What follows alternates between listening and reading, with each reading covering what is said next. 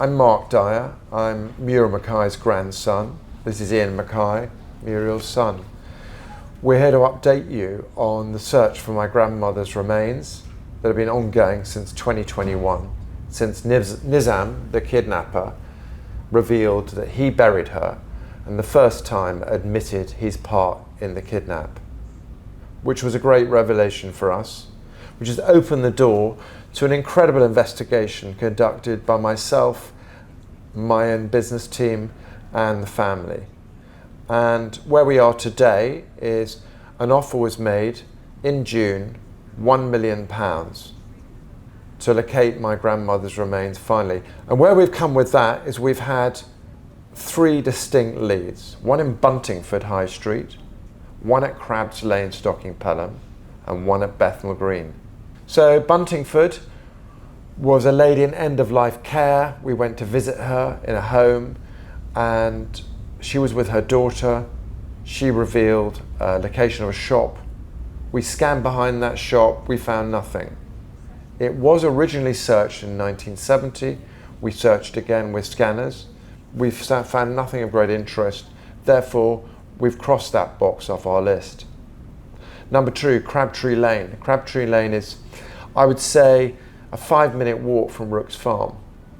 This was a lead that came in from a lady who walked her dog many years. Her dog found some bones in the woods many years ago. She said, we ought to have a look there. We've had a look there, and in fact, we are digging there a bit more. We've done some digging, and we're digging there a bit more tomorrow with a tractor. My belief is there's nothing at Crabtree Lane. My belief is that Bethnal Green Road is a total different kettle of fish. This was when Arthur Hussein worked. This was a tailor's shop, and the children of the tailor have come forward. Their father died 18 months ago, and before he died, in his 90s, revealed information of his involvement with the kidnap, on one precondition, that they never mentioned it to anybody until he was dead. And this is interesting.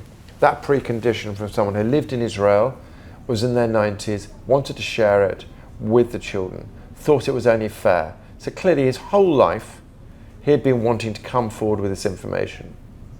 In our mind, the information is a complete game changer. They remember, as children, 9 and 10, that there was a terrible smell in the shop, in their father's shop for a day, and the next day it was gone. They also remember there was a man in a grey Hillman, a Polish guy. This guy was involved in the periphery of the kidnap, we know that. We know that he may have dug my grandmother up and moved her from Rook's Farm.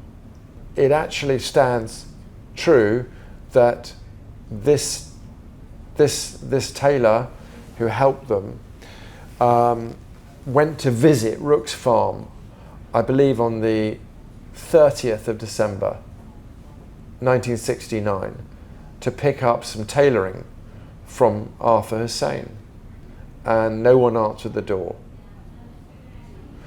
What he noticed as they were pulling away, that there was a lady staring out of a window at the top. That was Muriel McKay, my grandmother. Muriel got to the telephone, as Ian confirms to me. Ian, her son, is sitting next to me. Muriel got to the telephone. It must have been a moment that Husseins were distracted by someone being in the driveway, in that front door, someone they knew. My father, David Dyer, picked that phone up. And what happened on that phone call, Ian? Well, quite simply, she just said, Grey Hillman, I think twice, Grey Hillman, and then something that was rather unintelligible, which rather indicated to us that she might have been in some sort of a struggle, holding onto the phone, and it was taken from her and presumably disconnected. We're now reaching the final destination of where my grandmother's buried, and it would be fantastic to pick her up, take her away. It'd be fantastic for us.